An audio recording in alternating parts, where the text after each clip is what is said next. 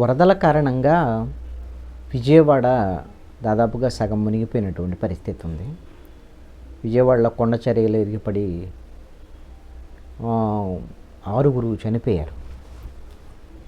అదేవిధంగా ముంపు ప్రాంతాల్లో సహాయక చర్యలు జరుగుతున్నప్పటికీ కూడా ఇంకా తిండి అందక, ఆహారం అందక, అత్యవసరమైనటువంటి మందులు ఇలాంటి అందక అనేకమైనటువంటి కాలనీల వాసులు ఇబ్బందులకు గురవుతున్నారు. విజయవాడ చుట్టుపక్కల ఉన్నటువంటి 16 చదరపు కిలోమీటర్ల పరిధిలో సుమారుగా 13 కాలనీల వాళ్ళు 3 లక్షల మంది ఇబ్బందులు గురవుతున్నారు. అయితే ఈ సమయంలో పవన్ కళ్యాణ్ ఎక్కడ? ఆంధ్రప్రదేశ్ డిప్యూటీ సీఎం పవన్ కళ్యాణ్ ఆచూకీ లేదు అనేటువంటి చర్చ జరుగుతుంది. పవన్ కళ్యాణ్ బహుశా శనివారం వరకు కూడా ఆంధ్రప్రదేశ్లో కనపడ్డారు. ఆయన బర్త్డే ముందు రోజు వరకు వన మహోత్సవంలో నర్సరావుపేటలో, పల్నాడు జిల్లా నర్సరావుపేటలో ముఖ్యమంత్రి చంద్రబాబు నాయుడు అదేవిధంగా పవన్ కళ్యాణ్ ఇద్దరు కూడా పాల్గొన్నారు. ఆ తర్వాత ముఖ్యమంత్రి అక్కడి నుంచి వచ్చిన తర్వాత ఆ రోజున ముందు రోజే వర్షం తీవ్రంగా పడింది విజయవాడలో. బుడమేరు పొంగి పొరలటం, దాంతో మరుసటి రోజు 24 గంటల తర్వాత అయినా చంద్రబాబు నాయుడు రెస్పాండ్ అయ్యాడు. చంద్రబాబు నాయుడుకి కూడా బాలకృష్ణ సంబంధించినటువంటి 50 ఏళ్ల సినిమా ఫంక్షన్ ఒకటి ఉంది. దానికి హైదరాబాద్ వెళ్ళాలి, కానీ చంద్రబాబు నాయుడు వెళ్ళకుండా ఇక్కడే ఉండి కలెక్టరేట్లోనే బస్ చేసి ఈ 3 రోజుల నుంచి మొత్తం వరద ప్రాంతాల్లోనే తిరుగుతున్నారు. వాళ్ళకి ఆహారం అందించడం అన్నీ దగ్గరుండి చూసుకునేటువంటి ప్రయత్నం జరుగుతుంది.